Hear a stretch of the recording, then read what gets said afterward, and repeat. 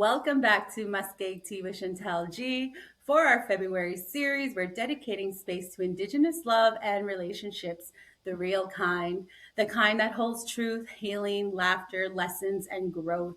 Today's conversation is especially for those of us who are single, not quite ready to mingle, and intentional about waiting for a love that truly aligns with our values, our spirit, and our purpose. I'm honored to welcome Wyome Dion and Kristen Singer into the circle today. Two strong Indigenous women who carry wisdom from lived experience, motherhood, and community work. Wyome Dion is a Nahel Esquel from Kehewin Cree Nation, a mother of two, and someone deeply committed to healing and justice. She completed her Indigenous Masters of Social Work at Blue Quills University and now is a part of the social work faculty. Wyome brings a powerful blend of professional knowledge, cultural grounding, and personal insight into how relationships shape our lives. Kristen Singer is a Nahel Esquel and a mother of two from Frog Lake First Nation. She is currently a fourth year Indigenous Bachelor of Social Work student and works as a community helper with Lakeland FASD. Kristen's perspective is rooted in community care, learning, and lived experience, offering honesty and heart to conversations about love, growth, and healing. This episode is meant to be honest and real, bringing in truth, the hardships, and the humor of relationships. I truly believe these two bring balance, insight, and good laughs to the table, and I am so grateful to have them help me ground this conversation in authentic truth. So before we get started, is there anything you ladies would like to share? No, not really. I was really looking forward to this whole conversation, and kind of nervous, to be quite honest. But thank you for the introduction. I think you pretty much covered just like a little snapshot of about myself because it sounds like we're gonna delve right into it anyways. So, but yeah, no, it's great to share space with the two of you. I know we've known each other for quite some time and just in the doing our education together. And so, yeah, I'm just looking forward to however this conversation decides to fold out today. Thank you, Wyoming, and thank you, Chantel, for inviting me to be on your lovely podcast.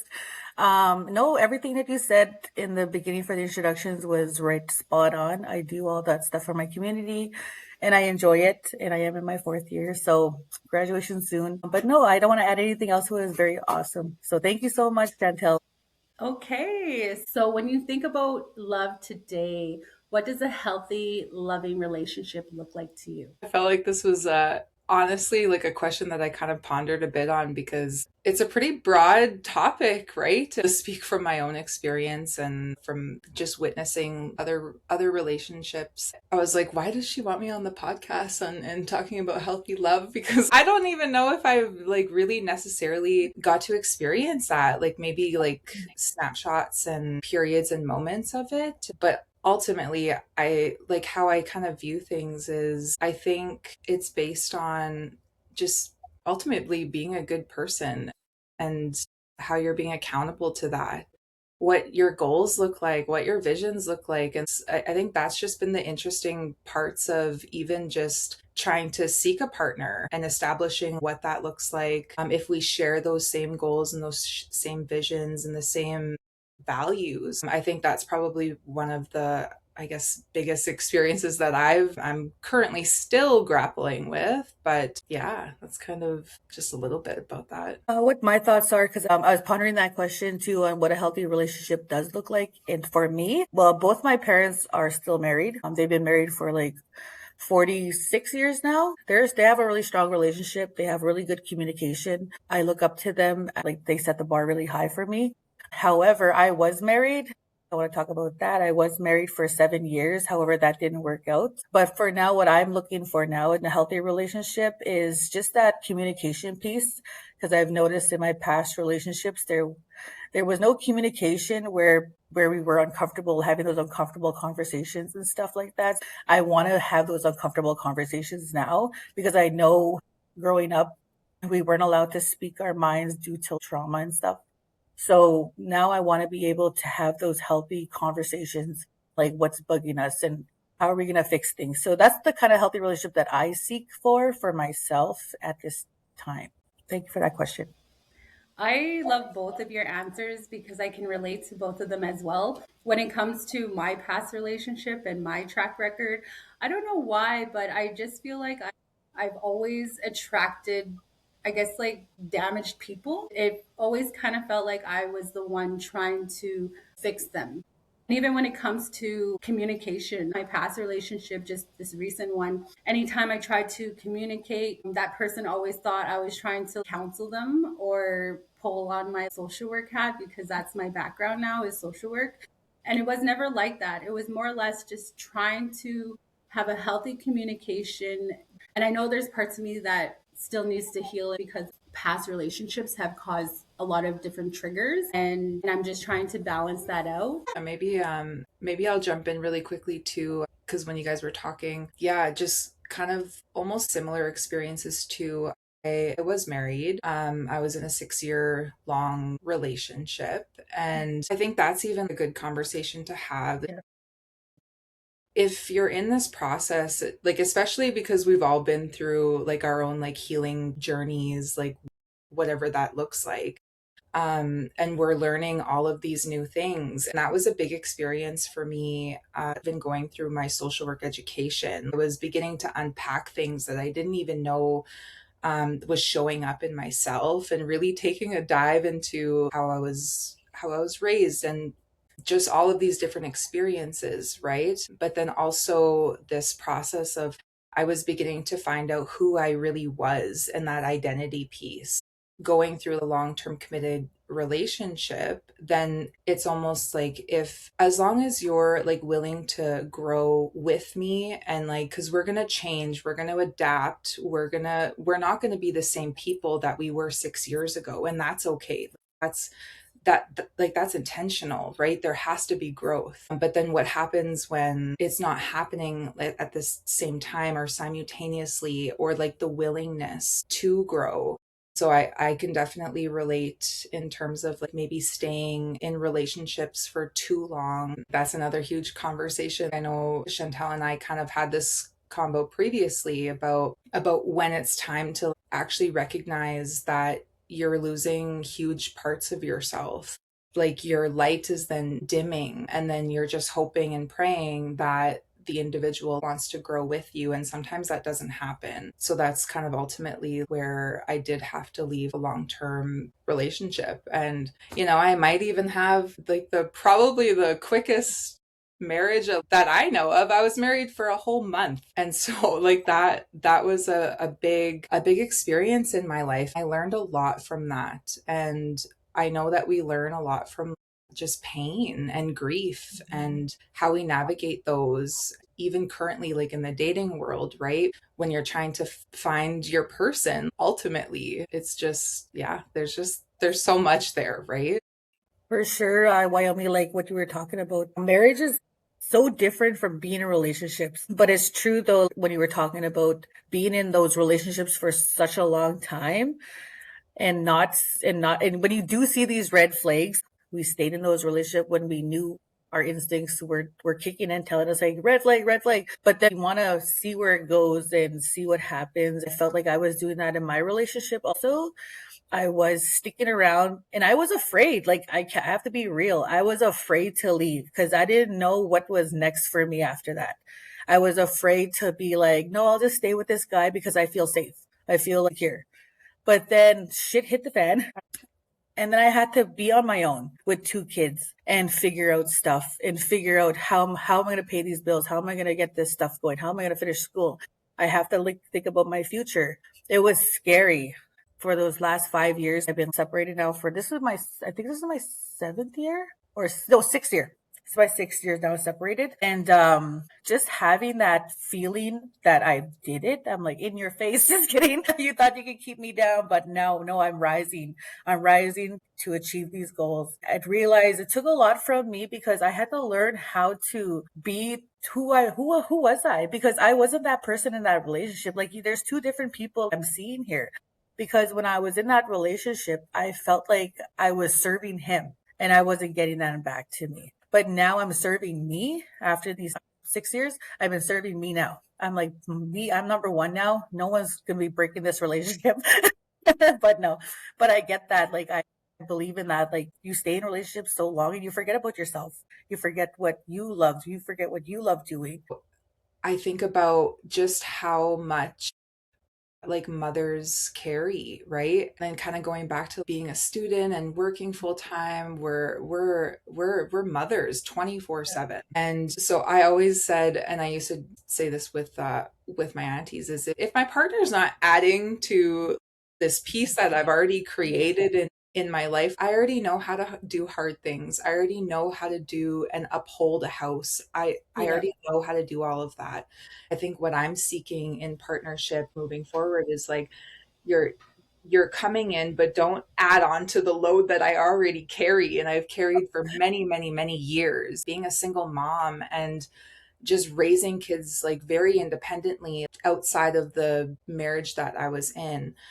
But it's a lot, right? And then now we're seeing so often how women are just ultimately choosing to be alone and to just have a peaceful home, have a peaceful life. I'm not saying that men come in and disrupt this peace, but that's such a huge thing to consider for myself. Like I don't expect to have any more children, right? I have two beautiful kids. So I don't need anything from a man unless you're honestly just going to come in and just want to experience life together and let's have fun.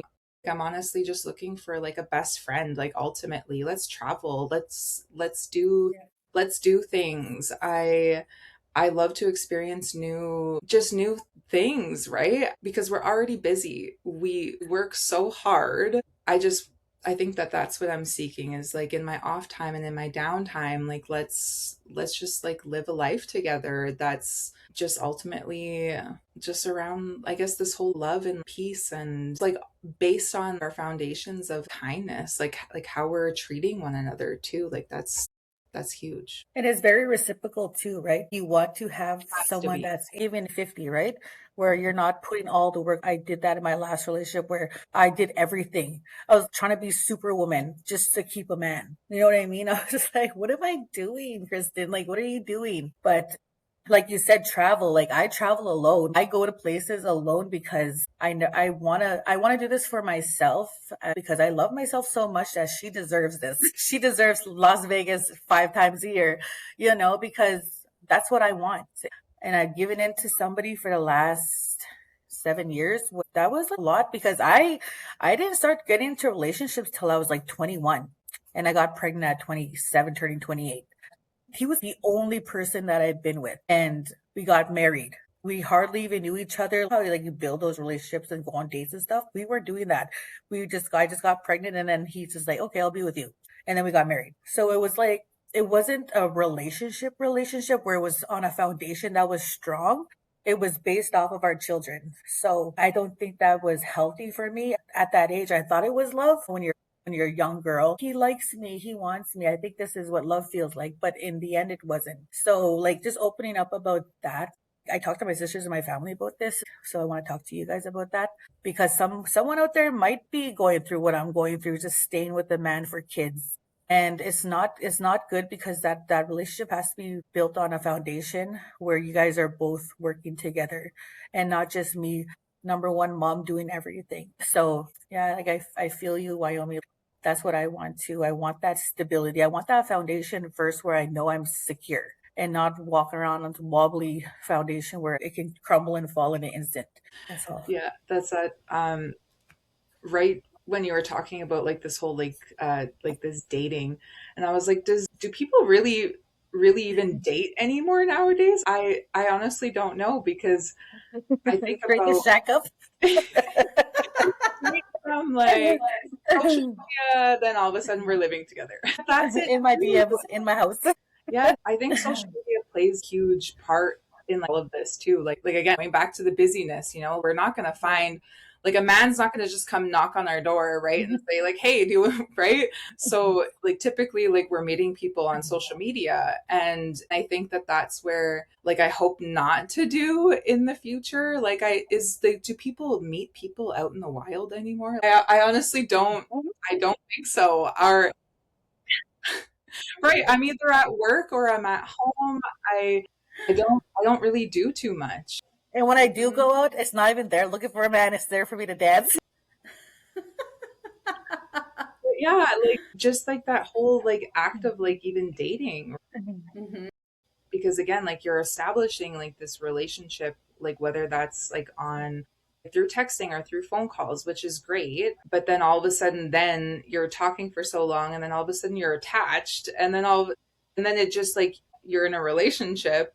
And so I think like that's a huge big piece for me as well, is I'd rather have those face-to-face conversations, right? Kind of funny, but I think it was my cookum who was saying who was saying that just go and date a whole like a bunch of people at the same time, Wyoming, and like that's what you're supposed to do, is just go on like multiple dates and meet like multiple people at the same time, and then you get to pick and choose. And I was like, what? Who has time for this? Like who has time to date multiple people? Like I don't, and I it's just not something that I do, I guess. But that's big, right? And like about what is dating and what is establishing a good healthy relationship too. Those are good conversations to have, like with the like even our youth and our young ones who are going out and meeting people, right? We don't have to go from 0 to 100.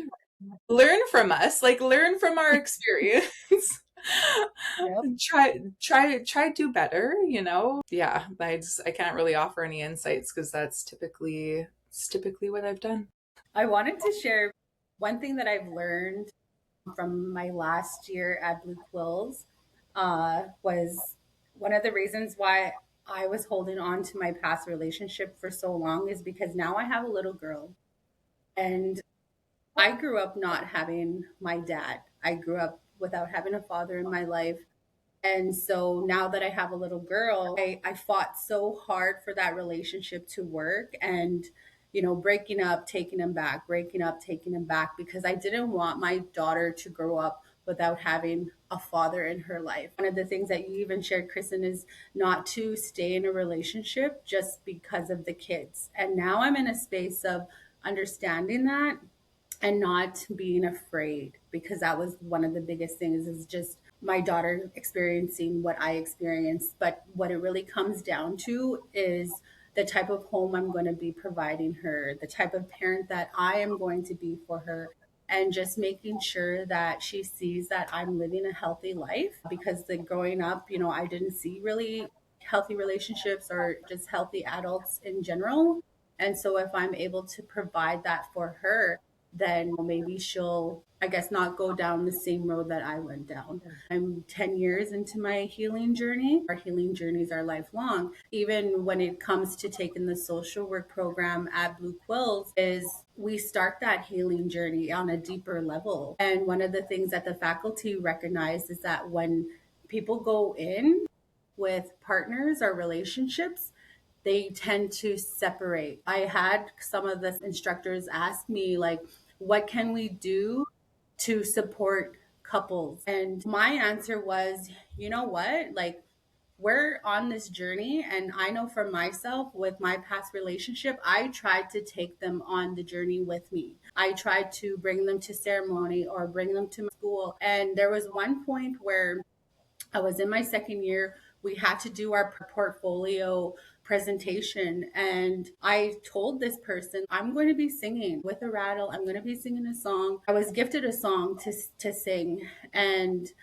so that my partner at the time, he was very aware. And we were supposed to practice together. And when it came down to the day where I had to present, he ended up, um, and I'm just going to say it, he ended up relapsing. He wasn't able to come with me to sing. And I'm so thankful that my sister Andrea Steinhauer, she showed up for me, and she stood beside me. She sang with me, and like that right there just showed me like another sign that this person is not my person. And as hard as I try to help this person grow with me, ultimately they weren't putting in the work. And so I think that's really important when we're finding a partner, is are they going to be willing to grow with us? Yeah, no, I think back, like even just in that time too, and I'm like, wow, like we can survive really hard things. We can really survive. And sometimes like that's not even by choice, right? But again, we have no choice. I had no choice. Yeah. I had zero choice but to keep going and to keep getting up as much as I didn't want to. And like nobody like really talks about that enough too, is just the weight of it all, right? And like I think back on like even when I first was going through, I guess, that whole separation and divorce, and like that was probably one of the it was a painful experience. It really was. And just trying to navigate that and somehow still show up for your kids, still show up for work, and still do what you have to do. Because, and I'll never forget when my auntie used to tell me, is like, we like sometimes we don't get that option or that choice to curl up in a ball, that we still have to get up and do what we need to do. And so yeah, a lot of it takes a lot of growth and just so many lessons too during that time. Like I really reflect on like what really got me through those hard moments, right? Where I didn't want to get up in the morning, I didn't want to show up, Yeah. but somehow I still went to classes. And there was times when I would be laying on the floor, like during lecture in classes, and sleeping because I wasn't sleeping at night. But then I think about how, again, not even in terms of interpartner relationships or romantic relationships, but like just how really the emphasis is that even though things have happened to you, that it's like this choice that you still show up each and every day to still be a good human. You still make that conscious choice that because this is who I am, right? Like I'm still going to show up each and every day to be who I am. And that's someone who honestly just honors like that love and that kindness and the honesty and transparency, because I know what it feels like to be hurt. I know what it feels like to literally be down in the depths of despair, right? Like I know what that feels like. So I make that conscious choice each and every time that I don't want to do that to anybody else.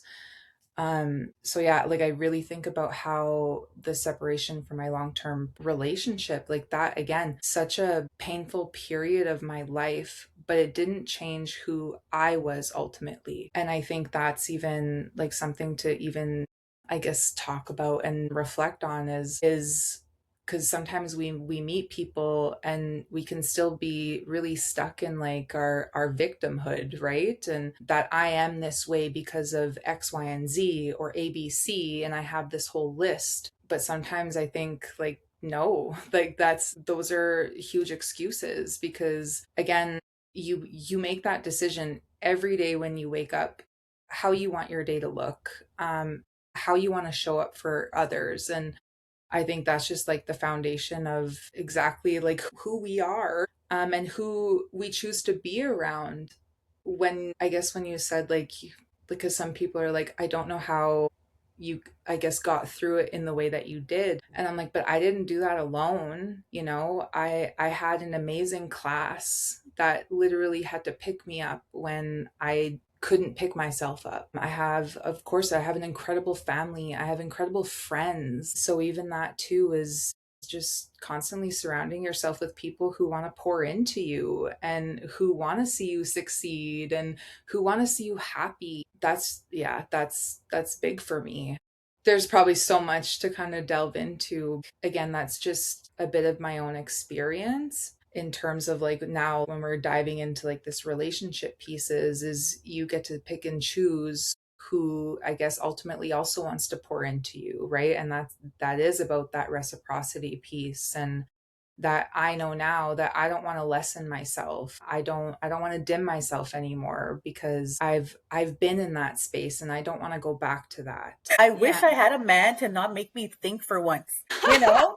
I just want one day where I don't have to make any decisions or make any kind of arrangements. I just want someone that's like, hey, I did it already for you. I want that. I want someone to make me not think, because all I do is think every day, for school, for work, thinking on a fly for work, trying to find resources like on a quick dime. I just wish I had someone that just like, I already got the groceries. You don't have to worry about that today. I did the load of laundry. I got you your favorite meal. I'm gonna cook tonight. I'm gonna take the dog out. Because when I drive home, I'm like, okay, I gotta get the kids, I gotta feed them. I'm constantly running that brain, and that's how we are in survival mode. We're in fight or flight right now. Our nervous system's up right now, and we're feeling like we have to. Okay, what's next? What's next? What's next? You know. So let's just have that little goose fraba moment where we're just like, let's just scream in the air. Just kidding. This is real. This is what we're going through. Our brains are constantly running. Even when I'm sleeping, I'm dreaming of work or dreaming of handing in a paper. That one time I woke up, I was like, oh crap, did I hand in that paper?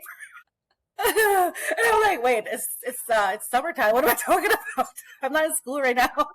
So like, just like constantly, my brain is constantly going. Like just little things like that just dwell in the back of my head every single day. I just wish I had someone there to have stuff done already where I don't have to worry about that. Just even putting gas in my cars, like I'm always running on E.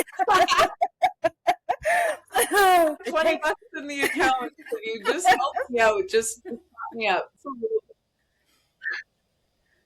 Yeah. It's a huge thing. That's actually so real.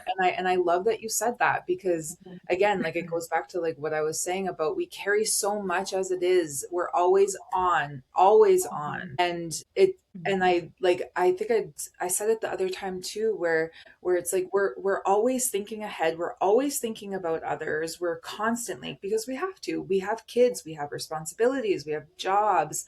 And then I was saying, you know, I'm like, somebody always needs me. Somebody always needs me at all times. And so like whether that's kids, like whether that's at work, right? Like we like as social workers, like we're constantly being like needed, right? And we're constantly like showing up and stepping up and navigating crisis and trying to allocate like all of these different supports. Like our brains are always on. And so then when you come home, but then it doesn't stop, you know, extracurricular activities. We have to feed them supper, you know, kids need to eat supper. And I've literally gotten to the point where I'm like, I don't even enjoy cooking anymore because it's just, you're It's like a constantly chore. always It's a thinking, chore. right? We It's gotta a stop at the chore. grocery store. We got to, you know, like, and spend time with our family. And it's like, so like just offloading, like, just like anything, like just this, like the smallest thought of, again, like just like you said, like I'll pick up food, right? What do you want to eat? Or like it's already here, you don't have to think about that. Like amazing, right? Like let me not think about something and then step in and help out like that way. Or yeah, I This is probably why we have no time for a man. It'll I just be feel like another that. chore. It does feel like that because they're bringing in their shit and then we have to deal with it. So it's just like, can you come healed, please? In a pretty bowl? what I mean, I feel like we all come with baggage, but it's like there's healthy baggage and then there's like trauma baggage, right? And so it's just being able to navigate through those Yeah. and understand, like, okay, this person is a red flag, even though red is a sacred color. I like the real sacred that girl. Just kidding. I don't pick up red fabric no more. Just kidding.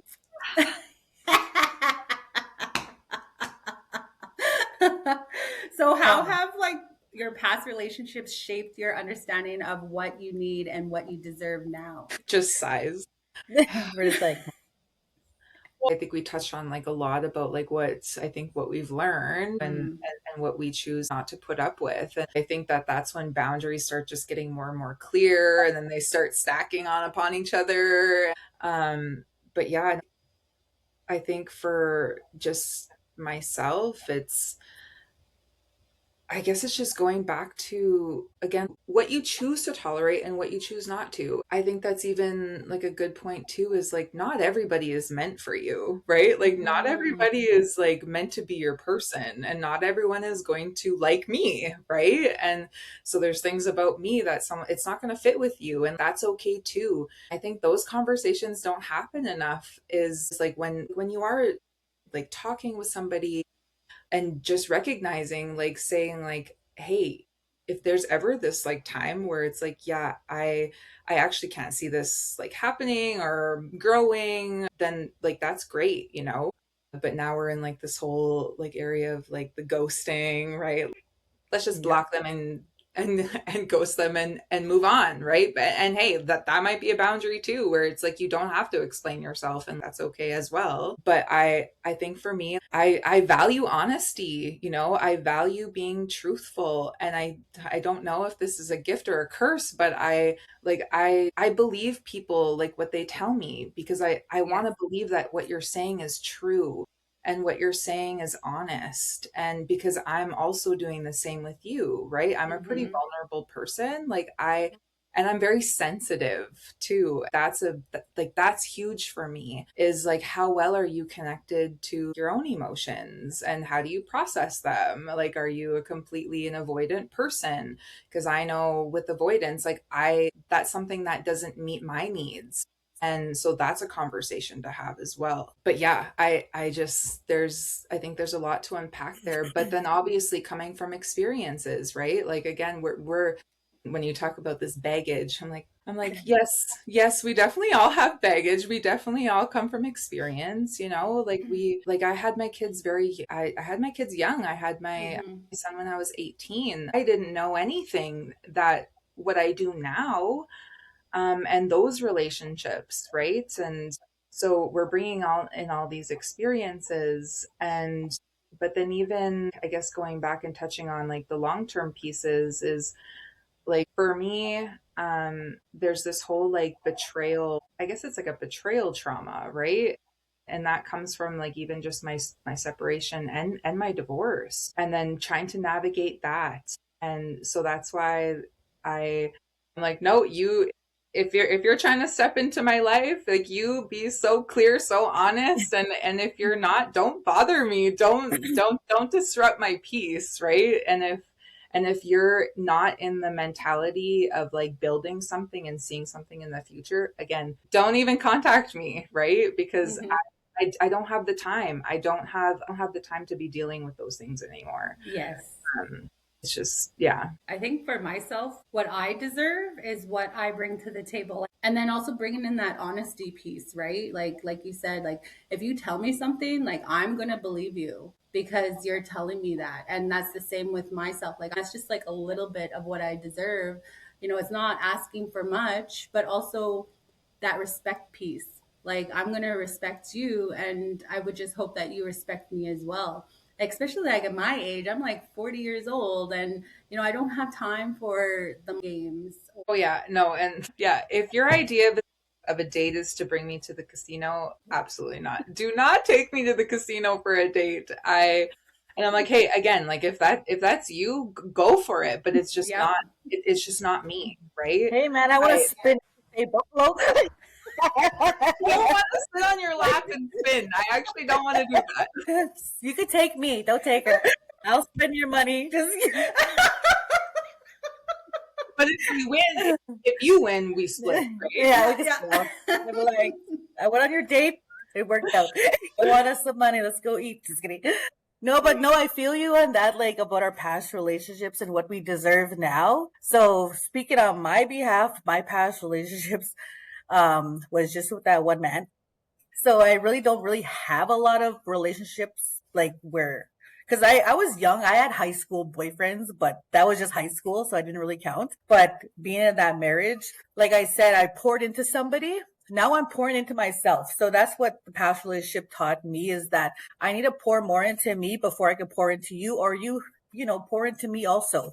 Make it a 50-50 thing for us to like work things out, because I did it in the past and I don't want to do it again. I'm on this healing journey and I need you to pour into me too. That's what I deserve now that I've been in this past relationship. And me and my woman, I was talking about this last night, is, you know, as soon as we kind of start talking to somebody, we right away or start romanticizing like this whole relationship. Like, oh, they liked my comment. Okay, I think that this is going somewhere.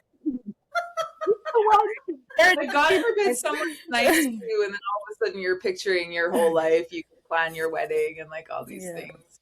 Like I said, just have fun, ladies. Just have fun. Just go travel, meet these people, make friends. Like I have friends all over the place on my Instagram now. Like, hey, I'm on Insta, you know, because I'm just being friendly.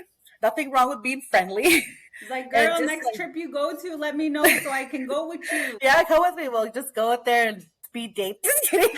We'll sign up for all speed dating sites. Just kidding. But no, like, but you know what? That's what they're there for. They're there to have a good time. So have fun with them. Like, don't be afraid to have fun. Like, you're I think single. that's Wyome's cookum advice, to just go on many dates and just Go have on many. If you're fun. go to Arizona, go on many dates. Listen to your elders. No, Exactly.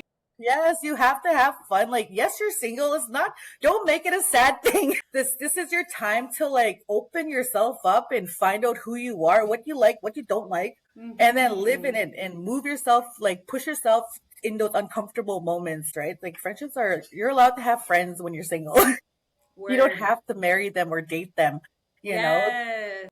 Because we're here to be friendly and we're here to explore and be adventurous, have fun, be in that moment, because sometimes time's ticking and you're going to wish you had Word. that moment.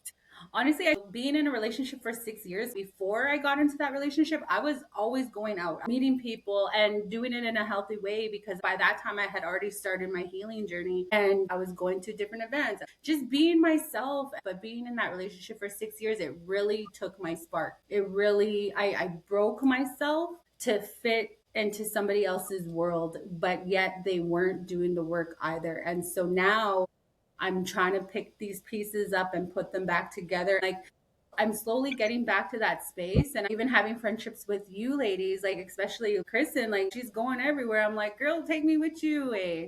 We'll just be the You can life come of the with me. party. Come with me. I'm booking it in June. Hey, fuck yeah. Yeah, well, because I usually go in June, right? Because June is like my month because that's when we separated, right? And the Mm, first thing I did, so it's like an anniversary for myself. So that's why I always go in June. And people are like, you always go in June. Why you always go in June? It's like so hot there. But I'm like, this is my anniversary to myself, 7th year anniversary. fuck And I yeah. take myself out there because that's my treat because I've come so far and I treat myself. June's coming up. I'm graduating that month. I'm going to book my trip because I'm going to award myself for accomplishing my goal that I wanted to complete and also accomplishing my goal for myself that it's an anniversary. Like every year you'll see me in Vegas in June because that's for myself. That's my healing and my grounding spot is Vegas. And people are like, we always go to Vegas, go somewhere else. I'm like, well, pay for my trip. But no, I'm like, I need to, this is for myself, for my growth. Mm-hmm. Because, and it was like, why Vegas? But I'm like, I love Vegas. That's where I went after our separation. After shit hit the fan. And I went there and I cried. All I did was cry in my room. Like, to be real and honest, all I did was Mm-hmm. cry. Because I was like, what did I do wrong? What did I do? Why did I do this to myself? Now my kids don't have a dad. Like I was in my room crying. And I was like, you know what? And I didn't even go out to have fun. I was just there to be alone and to feel all these emotions that I was going through at that time. And now every year now I make it a fun trip in June. So I'll go and take myself on a tour. I'll take myself Mm-hmm. to the Grand Canyon. I'll take myself to the foodie tours. Treat myself to the best restaurant because I want to have that moment that, hey girl, you did it. You did it alone. You can do it again. Every Word. year I look forward to that trip. So I've been to Vegas once, and one of the things that I did over there is I jumped off the stratosphere. So I'm nice. like, I know the vibe. Eh? Yeah, for sure. Like you have to do those things for yourself because only you can do it, right? No Yes. man's gonna do it for you. So you gotta do it. Like you don't have a zaddy I do. He did it once, but it didn't work out. So, as mothers, how has parenting influenced the way you view partnership and love? That's so important, like, well, I mean, we're all moms, and I just think about, I guess, what we're seeking in terms of partnership. And like one of the huge things is because I've also experienced like being a stepmother, right? And absolutely loved it. I still just so like deeply care. I love children, right? And so I know that I don't necessarily think I want to have any more children in the future, but definitely like blended families. But then there's so much to even dive into that, right? Like it's like sometimes that's hard to navigate because then just so many different emotions that you have to take into consideration. So for me, like I know for sure, like my absolute like non-negotiable is if you have children, you need to be an active parent to your child. Like that's like a absolute I won't do that. I feel like I've been dating people who could have ultimately said that they were a good father, but then maybe, right? Like but how, right? I want to be able to witness like what fatherhood and what your relationship with your child is like.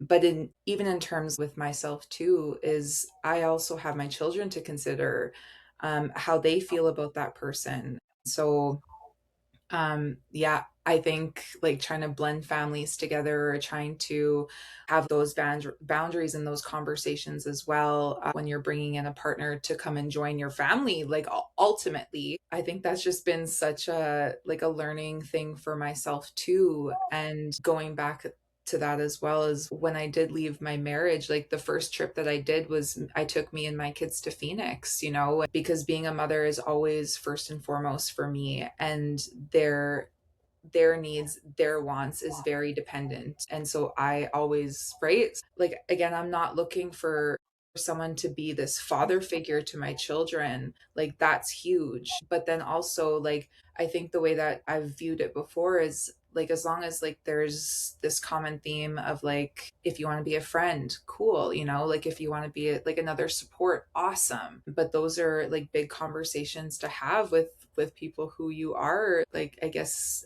dating and like looking into the future and how that looks. But yeah, it's hard, and blending families is For sure. But for me, like for parenting, I do have a good co-parenting relationship with my baby daddy. We do get that 2 weeks off and 2 weeks on for the both of us. So I feel like just our co-parent relationship is good. But for me as a relationship now, I feel like, I don't know, I never been in a relationship where I was a step parent to any child, because I hardly dated anybody.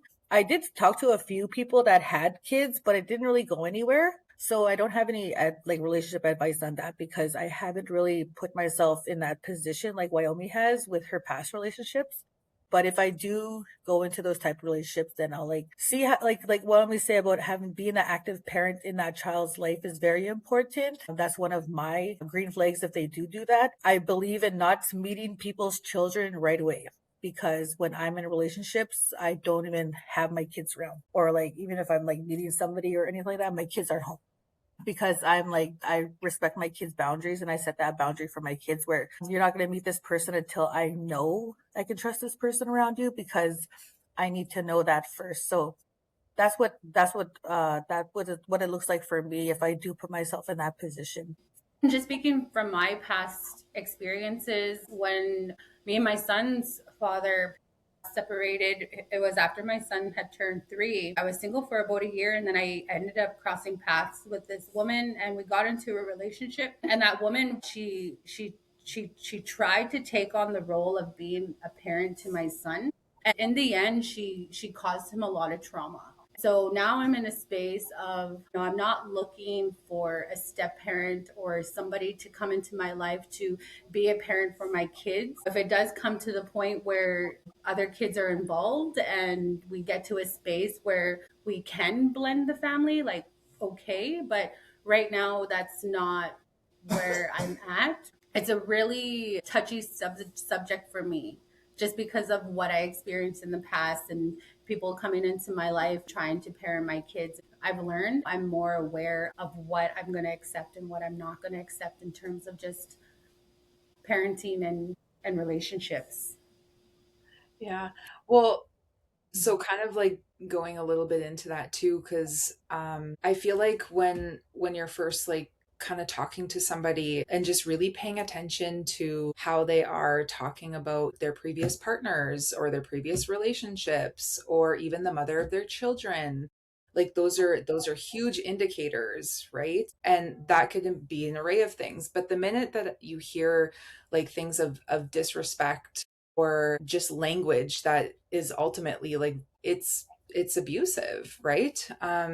Like those are things that I typically like to watch out for. Again, we don't need to go into this space of like we're trashing people because our relationship didn't work. You, there's probably so much to dive into that. But again, if somebody's raising your children, right?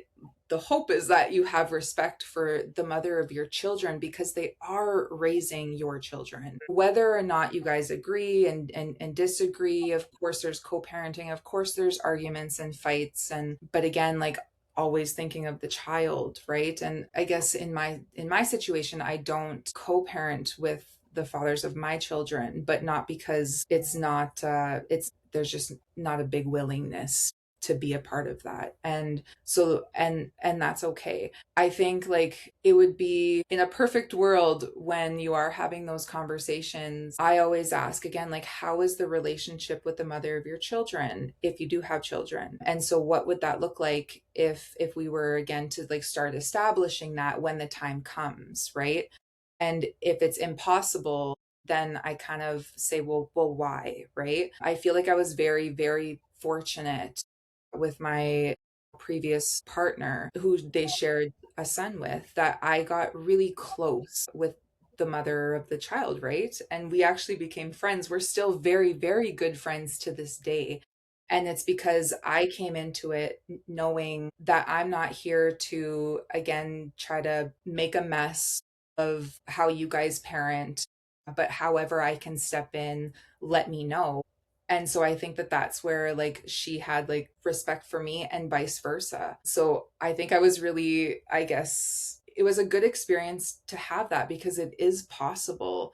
It is possible to have those types of relationships. Now, do I say like you have to be best friends and like all of a sudden you're taking weekend trips with them, which I did. I did take a weekend trip, but that's just because now we're really good friends. So I think again, like having those kinds of conversations, and like I don't go into the spaces and talk and say like mean things to intentionally hurt people that I've had connections with in the past. That's not something that I want to do. I don't want to cause harm. I don't want to cause pain. It just didn't work, you know, and sometimes it was really messy and sometimes it was a little traumatic in times, right? But again, I think that's where we hold ourselves accountable and say, okay, that wasn't meant for me and that's okay.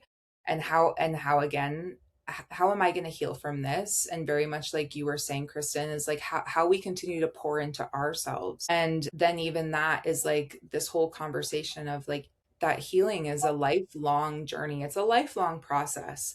Of course, there's things that are going to come up. Of course, we're going to be triggered. Of course, like, so again, I think in terms of partnership, like what I'm looking for is of course, we're not going to meet eye to eye on absolutely everything, but just know that I will also hold myself accountable and that I'm accountable to my healing and that I will continue to do that because it is a lifelong thing. But if you're coming into a relationship saying, I'm completely healed and I don't need this and I don't need that, that's where I know those like that door's closed and there's no openness or willingness to continue to improve and grow. And so those are big indicators that I feel like I always kind of look for now.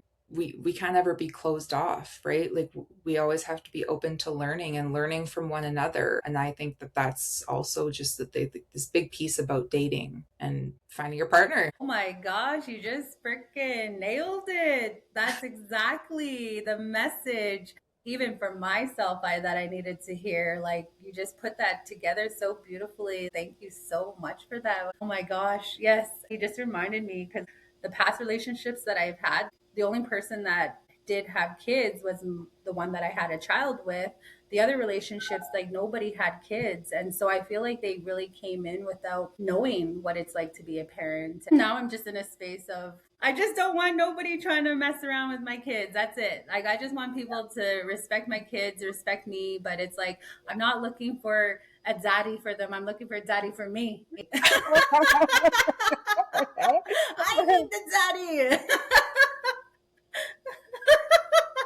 My kids already have a daddy. I'm the one that needs a daddy.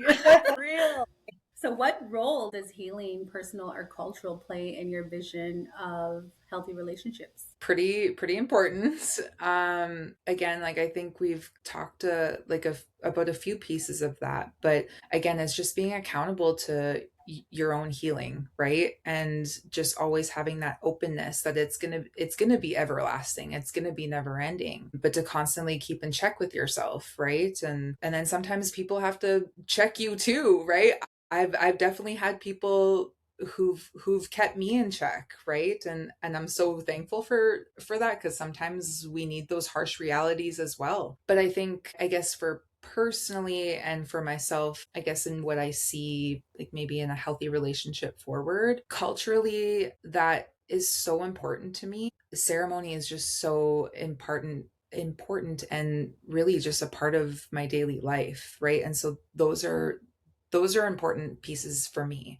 Again, now I'm not saying it has to be for everybody, but I guess again, like what I'm seeking for, because I've talked to people who might not see like the same, I guess, worldviews as me, or maybe they just don't have those connections to community or ceremony, whatever it may look like. But I knew then that that's, I guess, not something that I'm, I guess, looking for. For personally, for me, what I'm doing for myself is just being alone and taking in this aloneness where I'm starting to see what I love and what I want. So that's what I'm doing personally, is just really not allowing people in my space that aren't healthy for me. So I used to like have like really like a bad, not a bad, but like I had toxic friends in my life that I kept in my life where they were making me look bad. And I wasn't like, I was just hanging around with them. And like they say, a rotten apple, you'll be a part of that rotten apple. So you're just getting rid of all that rottenness in your life, like the toxic people, the toxic friends, or anything that doesn't align with what you're trying to do. The setting the goals and everything that don't have the same kind of goals as you, or perseverance or balance in their life. Like, so that's what I'm doing for myself on my, what I'm looking for in a healthy relationship, is I'm trying to find someone that kind of meets me at the same level. Because before, I used to date some people that were just drinking all the time and like going out all the time.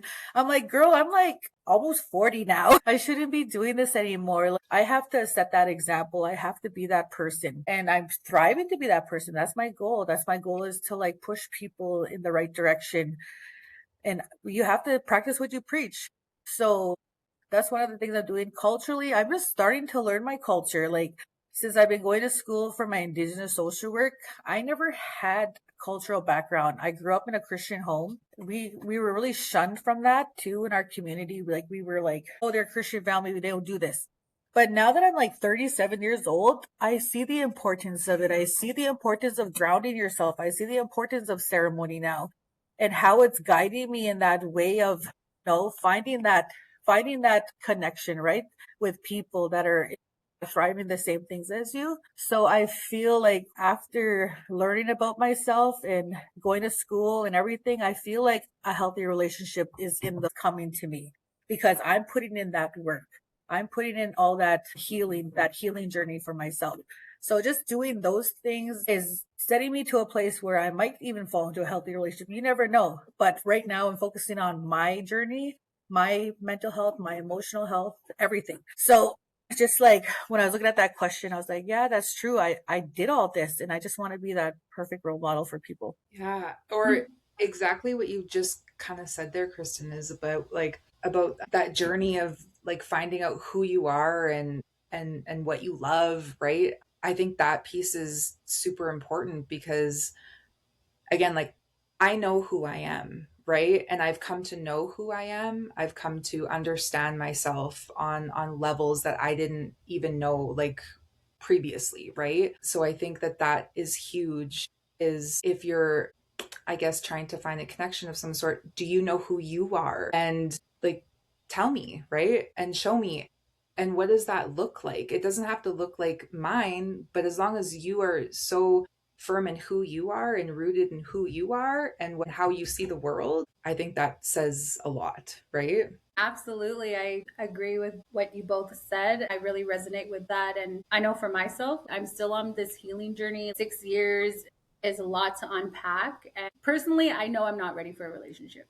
And I just need to be alone for a bit. And I guess just making friends, like you had mentioned earlier, just making friends is what is important right now. That's my focus right now, because just a lot of unhealed people that haven't started their healing journeys yet. One of Yeah. the things that always stood out to me is taking the social work program, is everybody needs to take that program. Once you take it and you start unpacking those traumas and being able to understand like family violence and family relationships and family systems. It really puts in those pieces of like the communication, how important that is, and balancing our medicine wheels and how important that is. So I think that's, yeah, like everyone should just go take the social work program at Blue Quills. Just telling people to go open up old wounds. Damn. I remember my diploma. Holy crap. I didn't even know I was traumatized. So I started that program because I was like, I was walking around just not knowing that I was hurting people. Like, holy crap. I didn't know that what I was saying was hurting people because I was a real mean girl. But now I'm like, you know what? That's trauma. That's trauma. So go out there and heal that trauma because you don't want to hurt people. And that's why the social work program is amazing. Just Yes. promoting Blue Quills. Exactly. Shout out to Blue Quills. How does humor and laughter show up in your relationships, especially during hard moments? It's very important. We're all Indigenous people. We laugh at the crazy stuff. We laugh at trauma. We laugh at everything. So, like, I believe that humor is very important because, YOLO. You only live once. Yes, And for real. just having those connections where you can just laugh and be joyous is healing for our spirits, guys. So I like to joke around. They call me Cha everywhere I go because I always say Cha. But like, just be yourself. Who cares what people think? I'm like that. I'll say whatever because I want to make people happy. Like I make you guys laugh all the time when I'm with you because I like seeing my friends and family and everyone laugh because I believe it's such a sacred healing for us that it cleanses us, makes you happy. You're not gonna get wrinkles. Just kidding. But no, like I believe in humor, like in any relationship that I have. It can come down to my clients, it can come down to my coworkers. Like I like to be the funny person in the group because I just love seeing people happy. And And I think that's just I my role.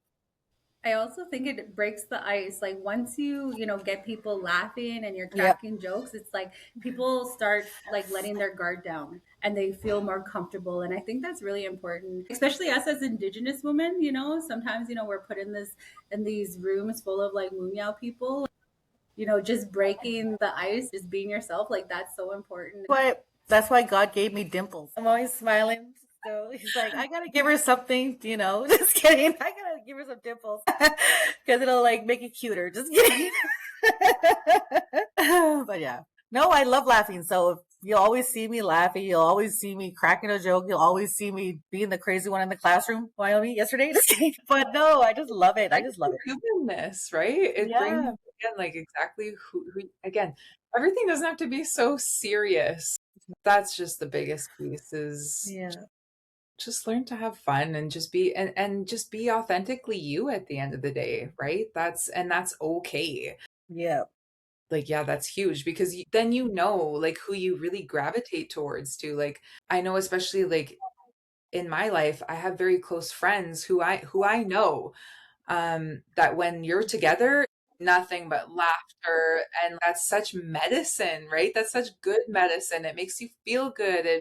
It just really brightens your spirit and makes your day. And I can pinpoint those exact people in my life. And again, when life is heavy enough, it's serious enough. Just so grateful for just people who just are really like authentically themselves. That's For real, and that's what I mean. Like, but there's a balance there too. You can't be busting out laughs in court in the courthouse.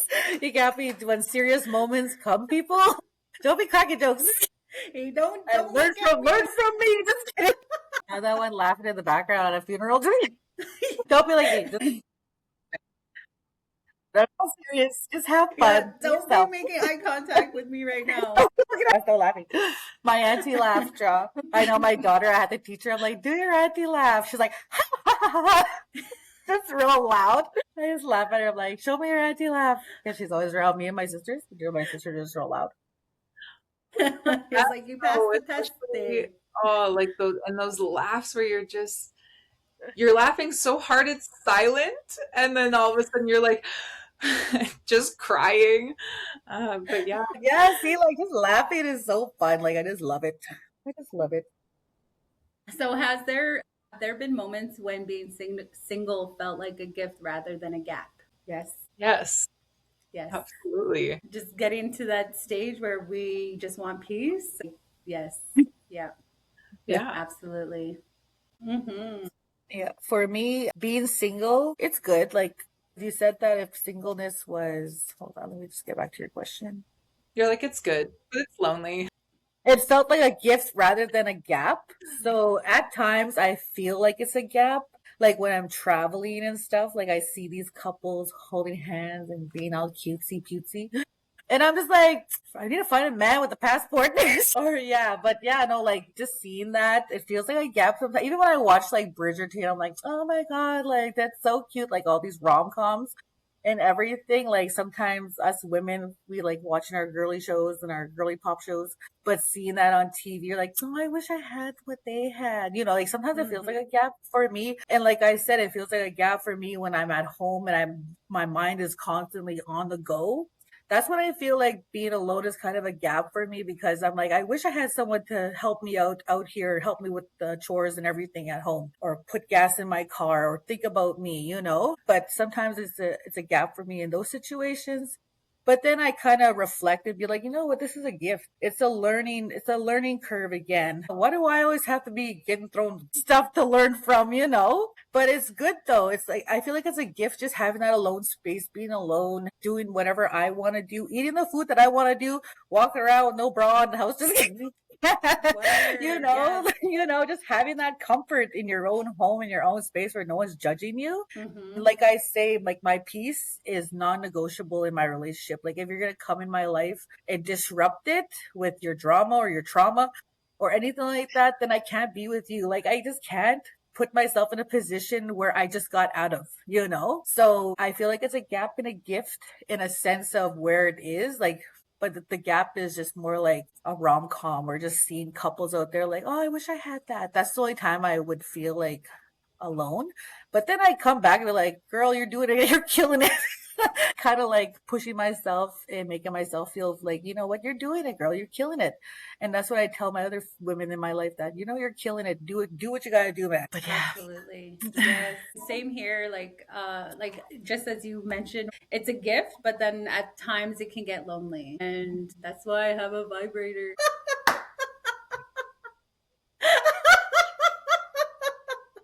I was It's waiting like, for oh, someone I'm to a good say it. no. you know I what, just T? need a dopamine hit. That's it. For real though, sometimes you just gotta, Drop just, one out and you're good to yes, go. throw on some hub. Just kidding. Too much. Because I make myself feel better anyways. Yeah, I'll make myself feel so much better instantly. Oh, funny. But yeah, so it is a gift, but yeah, it does get lonely at times. But I mean, at the same Mhm. time, like, I feel like having my peace overrides the loneliness. All right, so what does emotional safety look like you in a partnership? Emotional safety would be in my partnership is where I can not where I don't have to think. That's like my emotionalness there because I don't want to have to think about things. I want to be able to rely on you to care for my emotions that, oh my gosh, she's had a stressful day. I want to make her happy. You know, like, oh my gosh, I should cook her a meal today because she worked so hard this week. Like those kind of emotional secureness where I need someone to think about me, think about the other person because I think I'll do the same for you, but 100 times better because I'm a Leo. Just kidding. And I want to do those things for you, like just being that person and having that reciprocal relationship back to me. I feel like that's like what I see for emotional safety in a relationship. Yeah, no, that's pretty much exactly kind of what I was gonna say. And I think at the end of the day is for I guess how emotional safety looks like for me, again, like exactly what Kristen said. But again, it's about that reciprocal piece. It's huge because again, like I know how I tend to be, and that's definitely like I give and give and give and give. I show up, I show up. Like I'm a very like nurturing person, maybe tending to overgive and overextend myself. But then I ask for at least like I need that back too.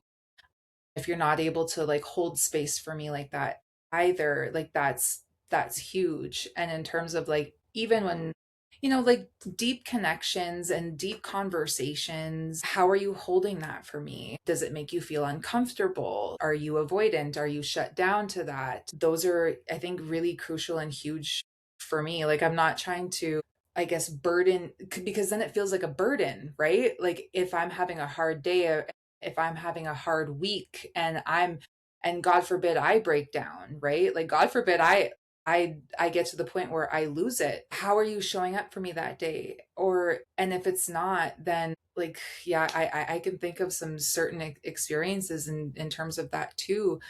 But if I don't feel like you're caring enough to even, I guess, just be in that same space with me, and I'm not often like looking for advice, or I'm not often like looking for something for you to say, but how are you holding space for me? And maybe that is, again, like, are you taking care of dinner, when I can't? Or like, maybe like it's just literally at a bare minimum, like, give a girl a hug, right? Like, God forbid, just hold me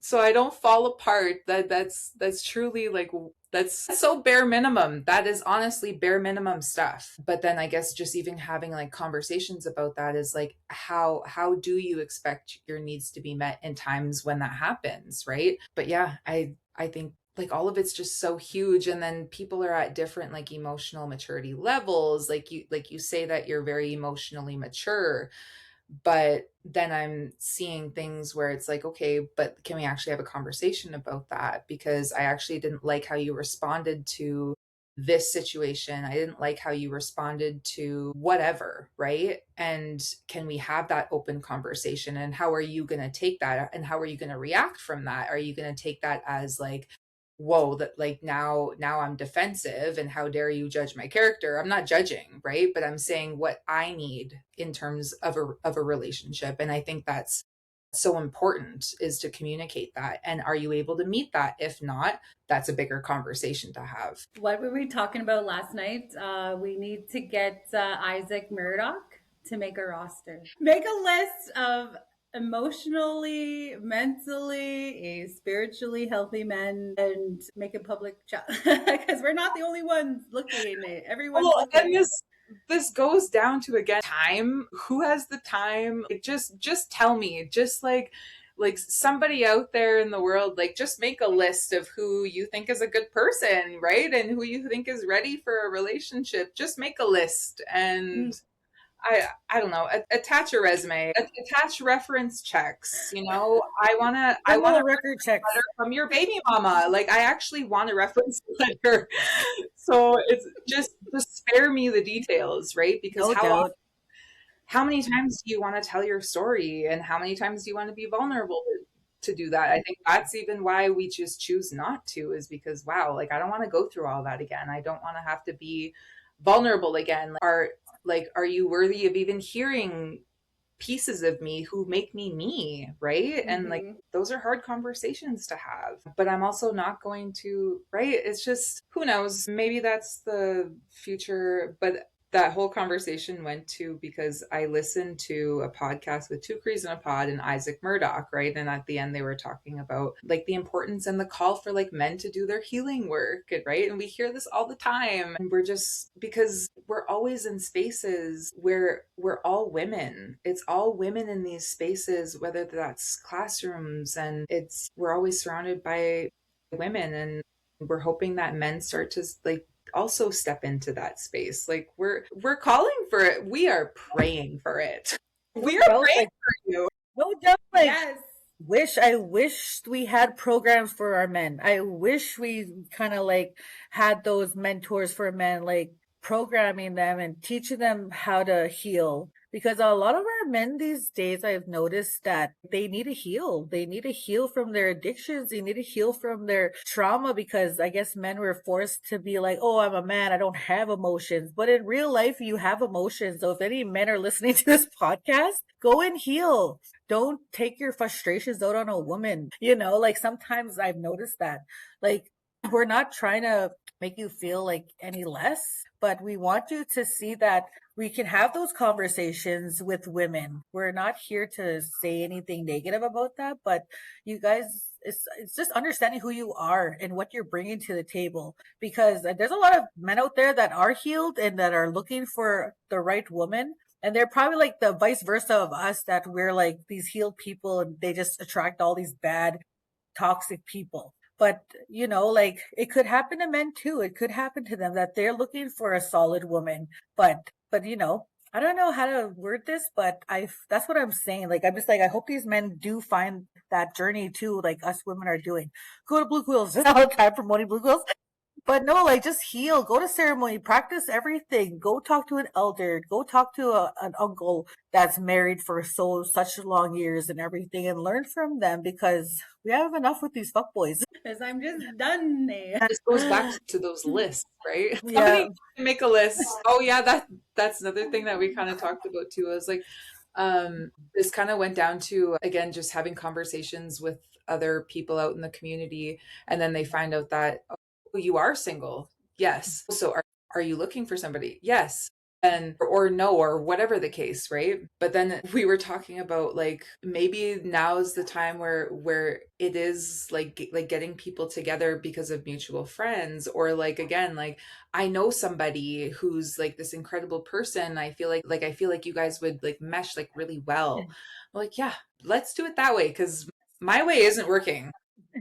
For real. Like I noticed, like I did, a lot of women are just being alone and being like bisexual and lesbians now, because these men are not measuring up to us women. Hey, I've always been bisexual. It wasn't because of men. It was just because hey, I love women and I was love men. born that way. I was born this way. No, but it's true though. Like some of these women that I've known, they're like the straightest people I ever had in my life, and then they start dating women. I'm just like, when did this happen? You just come out of the closet now? Like, but I'm just like, that's a shock.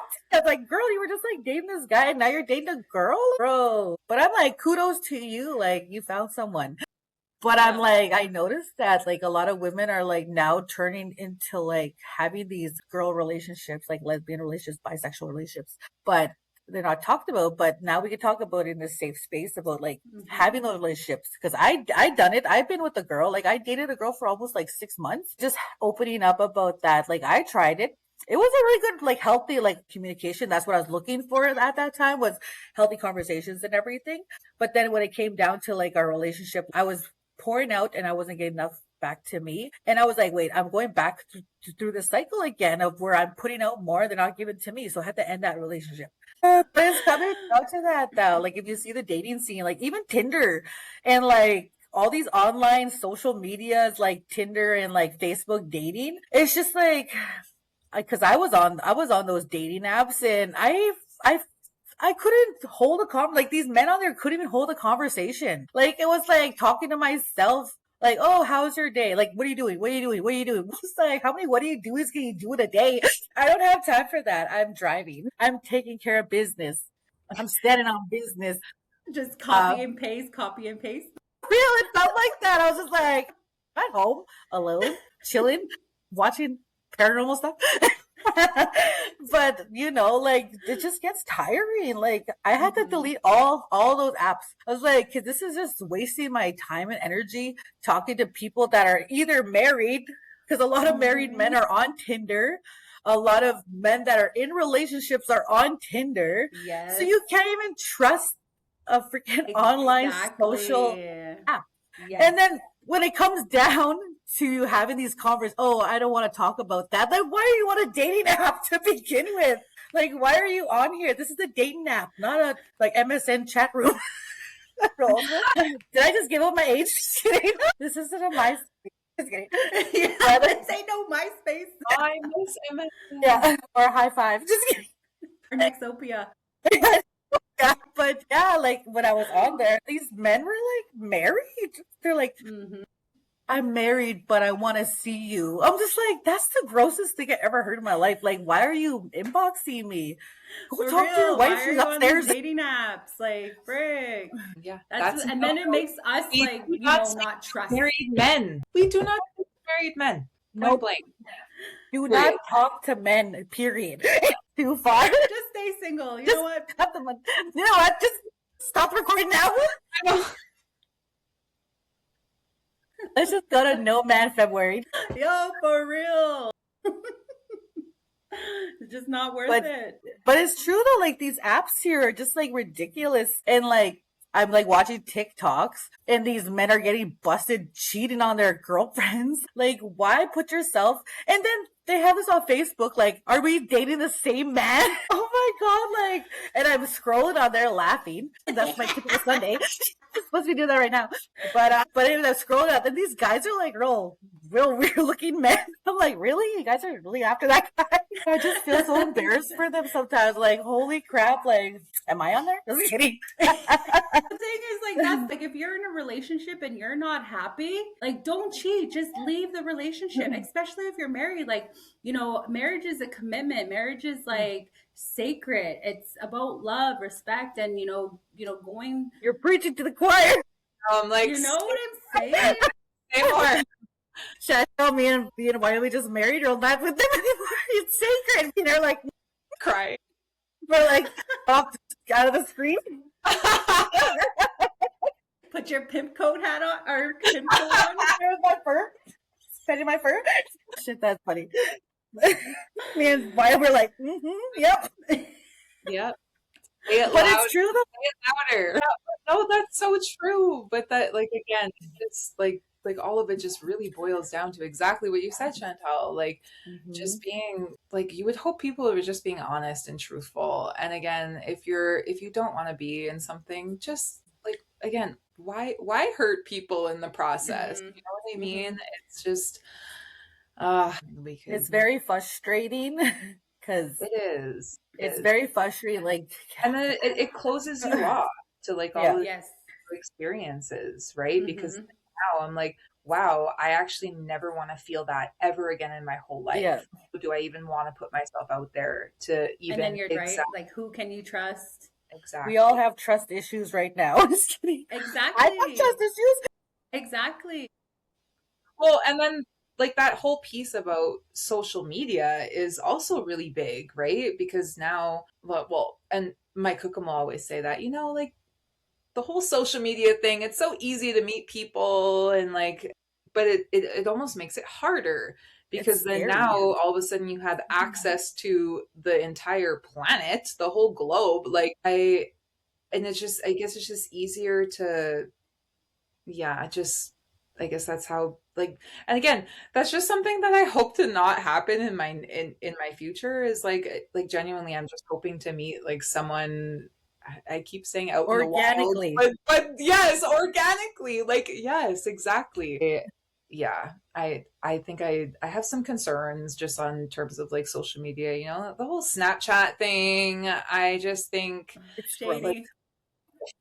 for me, like now it's kind of a little bit of it's my red flag, I think. What's your Snapchat name? Yeah. Or if your only form of communications is on Snapchat, like that's already telling me a lot. That's telling me more than enough, actually. Yeah. I'm not interested in that. Like I like pick up a phone, by the bare minimum, make a phone call, or like let's establish like let's go out for coffee. However that happens. But don't ever go on a coffee date. Why? What I've learned on coffee dates is that they have to be able to take care of you. So always take a dinner date. Don't ever put yourself lower than $1. If they want you, they'll take you out, pick you up, take you to a nice dinner that they planned on their own. Like I tell this to girls all the time. I'm like, you guys need to set that bar high before they can have access to you, because your access to you is what they're getting. They need to spend that money, girl. Like Zaddy paid my trip. You set that bar high, girl. Like you have to, because that's access to your peace. put your pieces up, really set that bar high and make them damn reach, because you're worth it. You fucking did the healing. You did all this shit for yourself. You're taking care of yourself. You've been doing it for years, and you need to set that bar real high for them to be like, yeah, I can't get up to that girl. So once you find that person, that, like I said, I always want to meet that person at my same level as me, because they know the struggle's real. They know that I deserve it, and they deserve it too. So I never take a coffee date. Hell with that noise. I ain't worth $1. Starbucks. Starbucks, not even to Starbucks day, baby. Yeah, but then what if you're on a date Take me to Paris for coffee. for dinner and it turns out to be horrible, and then you have to stay for dinner, and then you have to stay, like, you have to stay there. So I gotta go to the bathroom. Why are you I'll be staying? right back. Don't come back. I can't say that that has ever happened though, which is another huge conversation, is about, again, this dating thing.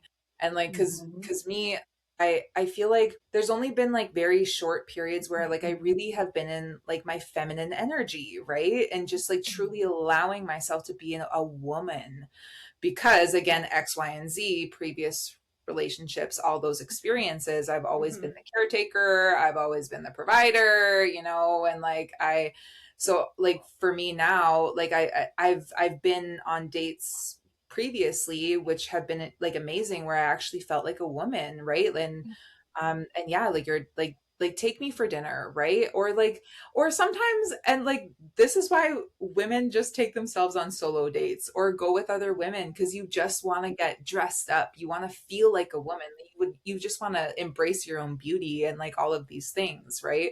So like I think those are the pieces that are also missing in, like, I guess, this dating scene, or maybe it's just my own experiences, but it doesn't happen as often, or that I know of anyways, but or Well, just these not. men, yeah, these men here too, they're all like pipeliners and everything in the Lakeland area. So it's just like, I don't know. I don't know if we both have two different types of relationship styles, because every time I'm with a guy, they're babies. They just turn out to be babies. Like, I had to get rid of Zaddy because he was being a baby, and I can't handle that. I'm like, I already have 2 kids. I don't need a third, you know, because I'm so masculine. I'm a masculine person, and I'm not ashamed to be a masculine human being, but I can be a feminine when I need to be. But when I'm out there and about, I take myself out. I treat myself so good, to the point that I set that standard so high that you have to fucking be something good to fucking try to break this shit. Yes. Like, I've been through it. I've been through it. So I'm like, I don't want to go back there. So that's why I say, have those dinner dates. You deserve it. You deserve a damn good meal. I can buy myself a coffee every day. It's only $1. But yeah, like, we gotta set that bar high, ladies. We gotta set that tone, because these men are gonna be like, oh, I can't do that. Well, bye. What are you doing here? Get out of my space. If you can't meet me where I am, then why are you here? Like, I always say that to my friends and my girlfriends, because they're like, oh my God, you're so strong and independent. I'm like, because I want to be. I want to showcase that to the world, that I can do it myself without you. I don't need you. I've been doing it on my own. And I'm proud to say that I did it on my own. It's not something to be scared of. You're a woman. Be that strong, independent woman. You're a role model. You're doing it for yourself, and you're doing it for people that are looking up to you. So get that dollar, baby. Yes. Dollar bills, baby. I hope our single people listening to this like takes that in, like set the bar high, like you want people to high jump for you. Hey, but seriously, what do we value in ourselves, and how do we see ourselves, and what do we expect? Like, yeah, that's so important. I like that. I like that statement, right? I can take myself for a coffee. What can you bring to the table? Lay me down on the table, never mind. Gravy already. Just fly me to the hotel room. Got it. Wyoming, you didn't see my snaps. I gotta show my snaps because I record everything, Chantel, on my snaps when I went to Las Vegas to meet Zaddy. He the room at Flamingo. He decorated the room, got me all the waters, got me like drinks for the room, got me food for the room, snacks, everything. Remember, you see that? In like a strip view, like really? I set that standard so high, to the point I'm not going to Vegas for nothing. Like, okay, I'll pay for your trip. He paid for my trip. because I set that standard so high to the point where he had no choice. If you want to have access to me, you gotta put in the work. Word. Yeah, Yes. and he did, and he fucking showed up. So I appreciated it. I appreciated it. I was like, oh my god, I felt like so like where I didn't have to think, and I really love that experience. So set that bar high, Excellent. ladies. If I can do it, you So can do it. that's the manifestation for 2026 is setting the bar high, right? So we're getting into closing. Is there any final words that you would like to share before we end this session? I think we touched on so much, right? And yeah, I think about how I felt like kind of going into this whole podcast, and because usually I'm a pretty private person, right? And just being like vulnerable enough to like even share what I know or a little bit about what I've experienced. And so I'm actually really proud of myself for that. But yeah, I mean, do I know? I feels like I know like this much about love and partnership and just still like really learning again, but like ultimately like that's about me, and just really coming to be so like super comfortable with who I am and what I value, right? And whoever comes along and decides to want to be a part of that, like great. But it's also something that like I'm not out seeking and searching for. Like I've already built my life, and I think for my own future and vision forward, like I want to live a life that I don't want to escape from. I don't want to have to escape from it. I don't want to, and that could mean like a multitude of things because it took so long to build to where I am now. Again, that I think that that's where, again, I just, if it happens, it happens, but I'm not searching for it. I'm not seeking and I'm not pressuring or like, like all of the above. Ultimately, I think the theme of everything is just ensuring that your home fire is good, that you are good, pour into yourself, that you deserve that. And one day, if you haven't or have, like that's going to find you too. And I want to hold hope for that, right? Like that I haven't yet found that, and that's okay. But I also want to hold hope that it is out there somewhere, somewhere along the line, that I also get to experience that as well. But ultimately, I live a full life. I love my life. I love everyone in it. My children, my family, what I do for work, like friendships. It's already full. So I think that's, I guess, the key message is just continue to pour into you so that you have like this life that you love. And then I think that's where you'll also find somebody who also has built a life that they love, and that together you can choose whatever that kind of looks like. But I think like going back to even the stories about what we've experienced and tolerated in the past and learn things about ourselves, right? That it is 100% okay, and should be like it should be that you have your own goals all the time. You have your own life, you have your own future that you want to work towards, and that's okay if somebody else also has a different, like their own goals. Like you're two separate human beings in two separate lives, somehow trying to make it work together, right? And I think that's the process that I'm currently on, is like I've just trying to continue to build this life that I love. And my hopes is that finding partnership in the future where they already have it already lined up for themselves too. I think that that might make like a really good partnership for the future. Wyoming. Yes, exactly. Like that's exactly what I want to in my future, in my partnerships. I am looking for that too. But right now, like just that healing and being alone and just understanding what you're going to bring to the table and like that partnership and like what do you want in these relationships and like, like having that vision of who you want in your life. Like I said, like setting that bar high is a very good thing to do first for yourself too, because no one can have access. Like I always say that to my female friends that are like in these relationships. I'm like, set those bars high for these men because they're supposed to be our men. And if they want you, they'll make damn sure that they want you. Do what's best for yourself because in the end, it's just going to be you. So either you're going to make yourself happy or you're going to make yourself sad, or you're going to put yourself in a position where you don't want to be in.